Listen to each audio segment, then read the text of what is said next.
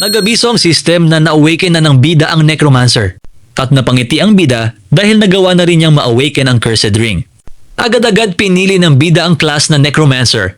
At lumitaw ang detalye ng necromancer na gumagamit ng walang kaluluwang bangkay bilang isang katamtamang kapangyarihan at nagbago rin ang stat ng bida mula magic power. Napalitan ito ng spiritual power. Nakakuha rin ang Commander of Death na kakayahan ang bida na nagre-reduce ng pagkaubos sa spiritual power para mapanatili ang mga summon. Tahimik niyang sinabi sa sarili ni Eugene na hindi na rin masama ang kanyang nakuha. Ngunit nagtaka si Eugene kung bakit dalawa lang nakuha niya na kakayahan.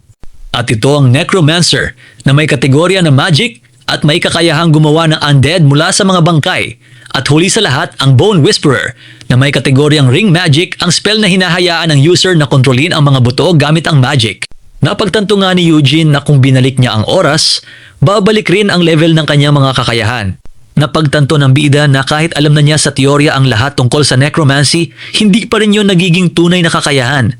Dahil limitado pa rin siya ng level at rank ng system, hindi niya magamit ang buong potensyal ng kanyang kaalaman. Dito napagtanto ng bida na kahit sundin niya ang sistema at maabot ang 7-star, hindi pa rin yung sapat para maabot ang 9-star transcendental plane. Kahit mabilis na siyang naging necromancer, alam niyang kulang pa rin ang lakas niya. Kaya para matalo ang kanyang kalaban, napagdesisyonan niyang humanap ng isang malakas na patron constellation. Pinuntahan na nga ni Eugene ang kanyang magiging patron constellations, kung saan ito ay nasa Cronus Temple. Ngunit bago natin maintindihan ang kasalukuyang lakas ng mga constellations, kailangan muna nating balikan ang nangyari noong sinaunang digmaan. Matapos mapatalsik ni Zeus at ng mga Diyos ng Olympus ang mga Titan, nawalan ng liwanag ang mga Titan constellations. Ngunit ang mga kumampi sa tagumpay ng Olympus, tulad ng Sun God na si Helios, ay nanatiling aktibong constellations. Ngayon na alam na natin ang koneksyon ni Zeus at Cronus, inilabas ni Eugene ang relong dati na niyang nakuha bago pa siya mag-regress. Dahil alam niyang pag-aari ito ni Cronus, ngumiti siya at sinabi, panahon na para makilala ang isang fallen constellation. Sa kanya ito ibinagsak sa kabaong. Sa isang iglap, nang ibagsak ni Eugene ang relo ni Cronus, bigla itong nagliwanag ng matindi. Kasunod nito ay isang malakas na ugong habang nagkakawatak-watak ang paligid at nagbubukas ang daan patungo sa lugar na puno ng liwanag at bituin. Dito napadpad si Eugene sa isang marangya at sinaunang templo na nakatayo sa gitna ng malawak na bilog na plataporma. Humarap siya sa dambuhalang bintanang may makukulay na salamin kung saan tila nagmumula ang lahat ng kapangyarihan ng lugar. Ngunit biglang dumating ang matinding hangin at galit na tinig. Gaano ka katapang para maging ganito kawalang galang sa harap ko? Sa harap ni Eugene ay lumitaw ang isang dambuhalang nilalang. Mahaba ang puting buhok at balbas at nagniningning ang mga mata ng asul na liwanag. Tinitigan siya nito ng may matinding puot habang si Eugene ay nanatiling nakatayo, handang harapin kung ano man ang darating. Kahit nasa harap na ng makapangyarihang nilalang, hindi nagpatinag si Eugene at ngumisi ng may kumpiyansa. Tumingala siya ng diretsyo at kinilala ang kanyang kaharap na si Cronusan. Nabagsak na hari ng mga Titan at binati na rin ni Eugene si Cronus. Dumilim ang mukha ni Cronus, halong gulat at matinding galit ang nasa kanyang tingin. Napansin at nakita mismo ni Cronus ang relo na hawak ni Eugene, ang bagay na hindi niya inakalang muling makikita. Sa wakas, nagtanong si Cronus ng may halong pagkabigla at pagdududa. Maliit na tao, ikaw ba ang nagbalik ng oras? Nagkibit-balikat lang si Eugene habang itinataas ang relo, parang sinasabing, gaya ng nakikita mo naman. Humilig ng bahagya si Cronus at nagtanong, dahil nagtagumpay ka sa pagbabalik ng oras, ibig sabihin ay napakalakas mo para sa isang tao. Anong dahilan ng ginising mo ako? Ipinapaalala sa atin na si Cronus ay ama ni Zeus, ang Diyos na kumain ng sarili niyang mga anak dahil sa propesiyang nababagsak ang mga Titan. Nanatiling matigas ang tingin ni Cronus habang nakapamulsa, tila ba nag-iisip ng malalim. Ngunit sa huli, pinalaya siya ng mga Olympiyano sa pamumuno ni Zeus mula sa kanyang trono, hanggang sa nakalimutan na ng lahat ang kanyang pangalan. Siguradong may nakatago siyang matinding pagnanais na maghiganti. Tumingin ng diretso si Eugene kay Cronus at diretsong tinanong kung ayaw ba ni Cronus na maghiganti. Halatang nagulat si Cronus, hindi makapaniwala sa narinig. Ibinigay ni Eugene ang kanyang alok na maging patron konstelasyon si Cronus kapalit ng tulong sa paghihiganti nito. Biglang nag-alab ang galit ni Cronus. Kinutya at hinamon ang kakayahan ng isang tao na labanan ang buong Olympus. Itinaas ni Cronus ang kanyang dambuhalang kamao. Tila handang sumugod at yumanig ang buong paligid sa lakas ng kanyang kapangyarihan. Sa kabila ng banta, mas maigpit lang na napahawak si Eugene sa relo. Hindi siya natakot kahit kaunti. Ibinahagi ni Eugene ang kanyang kakayahan at layunin. Naging Siyam Star Hunter siya nang walang tulong ng anumang konstelasyon at si Zeus ay kasama rin sa mga nais niyang harapin. Dito, inamin ni Eugene na hindi lang House Romanov ang target niya. Para sa kanya, lahat ng great houses ay kalaban dahil nanatili lang silang tahimik. Kaya nagpasya siyang isa-isang pabagsakin ang bawat great house nang walang sinasanto. Dagdag pa niya, ang House Karamanlis ay may basbas ng mga Olympian. Kapag bumagsak ang angkan na iyon, hihina rin ang impluensya ng Olympus. Napangiti si Cronus at sinabing para sa isang taong naghahangad ng paghihiganti, napakakitid ng pananaw ni Eugene. Pero inamin din niyang kahanga-hanga si Eugene dahil nagawa nitong buhayin ang kanyang relo. Kasunod nito, sinabi ni Cronus na muli na namang pinili ni Eugene ang landas ng isang necromancer sa halip na tanggapin ang kanyang basbas. At bilang Diyos ng panahon, wala siyang kaugnayan sa kapangyarihang lumalabag sa natural na kaayusan. Kaya sa huli, ngumiti lang si Eugene na para bang matagal na niyang inaasahan ang magiging sagot ni Cronus. Nakaangiting itinuro ni Eugene ang isa pang katangian ni Cronus. Hindi lang siya Diyos ng panahon, kundi Diyos din ng ani. Ipinakita rito ang patakaran ng mga konstelasyon. Pumipili sila ng hunters na tugma sa kanilang pinagmulan at katangian at hindi base sa kung gaano kalakas ang isang tao.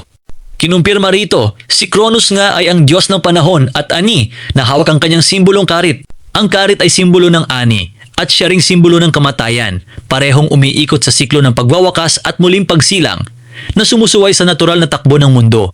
Lalong nag-alab ang galit ni Cronus. Hindi makapaniwalang binigyan ng ibang kahulugan ang kanyang nasasakupan at iniuugnay pa ito sa kamatayan. Galit na galit siyang sinumbatan si Eugene sa pagtatangkang dumihan ang kanyang pangalan at dangal bilang isang maliit na tao. Nayanig ang buong templo sa lakas ng kanyang kapangyarihan. Pero hindi man lang natitinag si Eugene habang sinabi ang katotohanan. Wala na silang silbi ang lahat ng yun ngayon. Nakalimutan na ng lahat ang pangalan niya at wala na siyang kapangyarihan. Sa halip na matakot, matapang na inilahad ni Eugene ang masakit na katotohanan. Wala nang halaga ang kanyang nakaraan dahil nakalimutan na ng lahat ang kanyang pangalan at wala na rin siyang natitirang kapangyarihan. Nanatili siyang nakatayo ng tuwid, hindi umatras kahit isang hakbang habang nakatingin ng diretso sa kaharap. Tinitigan ng matalim ni Cronus si Eugene habang hinahamon ito ni Eugene kung talagang papayag lang siyang manatiling walang kapangyarihan sa makalimutan ng lahat habang buhay. Buong tapang na ipinaliwanag ni Eugene ang kanyang layunin. Kung ayaw niyang manatiling mas mababa kaysa sa mga konstelasyon ng Olympus, kailangan niyang piliin ang landas ng paghihiganti kahit pa magbago ang kanyang pagkatao. Nakita ang pagbabago sa mukha ni Cronus habang inaalok siya ni Eugene na magsama upang mabawi ang kanyang dating kapangyarihan at pabagsakin ang buong Olympus. Sa kabila ng lahat ng panganib, alam ni Eugene na wala na siyang ibang pagpipilian. Kailangan niyang makumbinsi si Cronus dahil ito lang ang tanging paraan para sa kanilang layunin. At sa wakas, napangiti ng mapait si Cronus. Aminado siyang wala ni isang araw na hindi niya inisip ang paghihiganti sa mga nagtaksil sa kanya. Dahil dito, nagpasya siyang subukin muna si Eugene upang makita kung talagang may kakayahan itong tulungan siyang matupad ang matagal na niyang pangarap. Nagsimulang kumislap ang gintong liwanag sa palad ni Cronus habang handa na siyang simula ng pagsubok. Isang matinding kislap ang sumilaw habang nagsisimula ang puwersang pipilit sa Diyos ng ani na suwayin ang sariling batas ng kalikasan. Habang lumalabas ang makapangyarihang kamay ni Cronus, binigyan niya ng babala si Eugene. Ang pagbabago ng sariling katangian ay hindi madali at kasunod nito ang matinding sakit. Ngunit handa na si Cronus. Hinamon niya si Eugene na tiisin ang lahat ng hirap na darating. Kung magawa niya ito, siya mismo ang magiging kanyang patron. Buong templo ang nagsimulang lumindol at umalab ng apoy. Hindi na naghintay pa si Cronus. Simula ng pagsubok. Nagulat si Eugene. Hindi makapaniwalang ganito kaaga ang lahat. Napatanong na lang si Eugene kung ngayon na ba talaga? Ang kanyang tanong sa sarili habang hinahanda ang sarili sa paparating na pagsubok. Walang sagot na ibinigay si Cronus. Sa halip, mas lumiwanag ang kanyang mata at malakas na binitawan ang kanyang utos. Ako'y nagtatalaga sa iyo bilang aking ahente. Kasabay nito, isang makapangyarihang enerhiya ang lumabas mula sa kanya. Ibinaba ni Cronus ang kanyang dambuhalang kamay patungo kay Eugene habang ibinibigay ang pinakamataas na pagkilala at basbas sa kanya. Nanlaki ang mata ni Eugene sa narinig. Hindi niya akalain na ganyan ang tawag at posisyong ibibigay sa kanya. Agad na dumaloy ang matinding lakas sa buong katawan ni Eugene. Dahilan upang maramdaman niya ang matinding bigat at sakit ng pagtanggap sa bagong kapangyarihan. Ang titulong iyon ay nangangahulugang pagiging opisyal na kinatawan ng konstelasyon, kaya't kasama rito ang pagtanggap ng banal na kapangyarihan. Ngunit sa loob ng katawan ni Eugene, nagbabanggaan ang dalawang lubos na magkasalungat na lakas. Ang kakayahan niya bilang necromancer at ang bagong banal na enerhiyang pumapasok sa kanya, nanginginig ang buong katawan niya sa tindi ng bigat pero pilit niyang pinatatag ang sarili. Alam niyang ito na ang tanging pagkakataon na makakuha ng patron. Habang nakamasid ng matalim si Kronos, patuloy na dumadaloy ang kanyang makapangyarihang lakas buong paligid. At halos bumagsak na si Eugene sa sahig pero nanatili siyang nakadipa at pilit na nilalabanan ng bawat hapdi ng pagbabago. Sa isip-isip niya, paulit-ulit niyang sinasabing hindi siya pwedeng mawalan ng malay hanggat hindi natatapos ang proseso. Sa isang iglap, nagbago ang tanawin. Nasa labas na siya, dahan-dahang naglalakad habang hila ang kanyang maleta. Patuloy siya sa paghakbang, tila pamilyar na siya sa tinatahak na daan. Unti-unting gumuhit ang ngiti sang bida kanyang mga labi habang nararamdaman ang pamilyar na pakiramdam ng lugar na kanyang pupuntahan. Kasabay nito, lumitaw sa tabi niya ang maliit na anyo ni Kronos na tila hindi makapaniwala sa kung gaano nakalaki ang ipinagbago ng mundo kumpara nung huli siyang nakakita rito. Masiglang nagpalipat-lipat ang maliit na anyo ni Kronos sa hangin, punong-puno ng pagkamangha habang sinasabing para sa kanya tila nawalan na ng kahulugan ang paglipas ng panahon. Hinarap niya si Eugene ng may pagmamalaki at yaka tinawag itong kanyang kasunduan habang ipinapahayag ng system ang dakilang pagbabago sa kanyang katayuan mula sa pagiging simpleng magsasaka hanggang sa pagiging matapang na kalaban ng langit. Napakamot na lang sa ulo si Eugene ng may halong pagtataka at pagkabigla. Nag-iisip kung bakit ganito kadaldal ang Diyos kahit wala pa naman itong kakayahang magbigay ng basbas at nagtaka kung ganito ba talaga siya palagi. May halong pag-aalala at pagiging praktikal na naisip ni Eugene. Bumalik man si Kronos bilang konstelasyon, wala pa itong mga sumasamba, kaya limitado pa rin ang lakas nito. Hindi niya maintindihan kung bakit ganito ang tuwa nito sa ngayon. Sa kanyang isip, may halong pagmamalaki at pagiging matalas na naalala ni Eugene. Ang tanging dahilan kung bakit muling nabuhay si Kronos ay dahil matagumpay niyang naiugnay ang karit bilang simbolo ng pag-aani at ng kamatayan. Dahil walang alamat na nagpapakita na sumuway si Kronos sa batas ng kalikasan, kailangan niyang lumikha ng sariling kwento upang mabawi ang buong kapangyarihan nito bilang konstelasyon. Masaya at may pagmamalaki si Kronos. May dahilan siya para magdiwang dahil matapos ang libu-libong taon, muli na siyang nabuhay mula sa mahabang pagkakahimlay. Pabirong tinulak ni Kronos ang balikat ni Eugene. Ipinaalala na bilang kanyang santo, tungkulin na ni Eugene na luwalhatiin ang pangalan ng Diyos. Napabuntong hininga si Eugene. Alam niyang inilagay siya sa isang mahirap na sitwasyon.